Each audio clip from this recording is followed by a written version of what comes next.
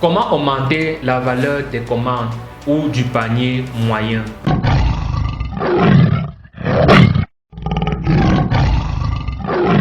Merci de t'abonner et de cliquer sur la cloche de notification pour ne rater aucune autre publication et de partager.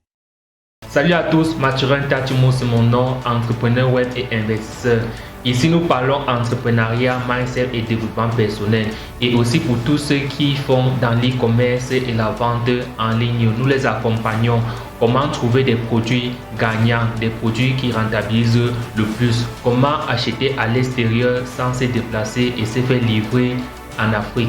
Comment augmenter la valeur des commandes ou comment augmenter la valeur du panier moyen? C'est la question que nous allons essayer de répondre dans cette vidéo. Quand nous parlons de la valeur moyenne ou peut-être de la valeur du panier, c'est le montant qu'un consommateur, c'est le montant qu'un client dépense en moyenne sur boutique.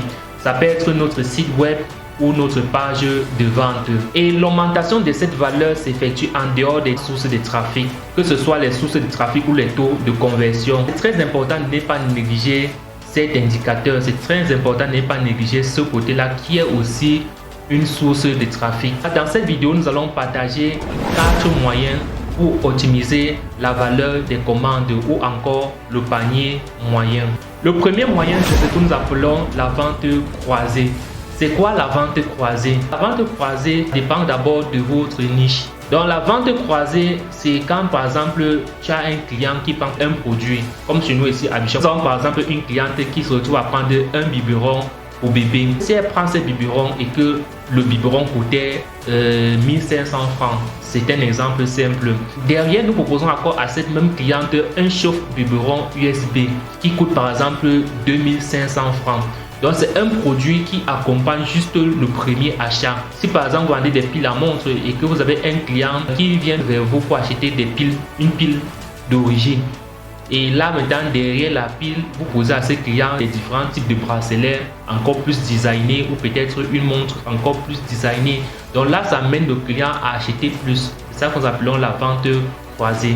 Et la deuxième méthode, c'est la création des packs. Pour tous ceux qui font dans l'e-commerce, la vente en ligne, c'est important de constituer des packs. Cette stratégie permet de regrouper des produits complémentaires, donc des produits qui vont ensemble en un seul paquet pour permettre aux clients d'acheter ces produits plus moins chers. Et là, ça attire le consommateur, donc ça attire le client à prendre ces produits-là. C'est important de se constituer des packs. Plus ils voient les paquets sont des packs, ce sont des produits regroupés, plus c'est beaucoup, plus c'est volumineux et c'est moins cher. Là, ça amène le client même à prendre certains produits qu'il n'avait même pas l'intention de prendre. Et là, ça fait que le cash entre plus dans votre boutique.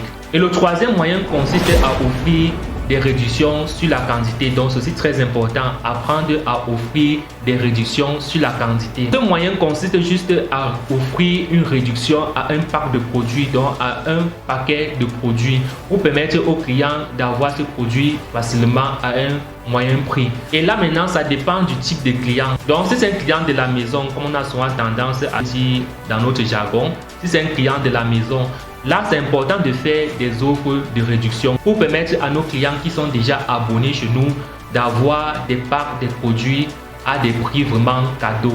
Donc, c'est très important. Et dans le même sens, pour ceux qui font dans la livraison, on peut par exemple dire aux clients, voilà, pour cette commande spéciale, nous vous offrons une livraison gratuite. C'est très important pour séduire le client, c'est très important pour conserver davantage le client à notre boutique. Pas à n'importe quel client, donc les clients maison comme je l'ai dit tout à l'heure. Et le dernier moyen consiste à offrir une réduction après achat. Ça peut être un cadeau à courte durée qui est donné à un client après achat. Donc c'est juste une façon de séduire les nouveaux clients.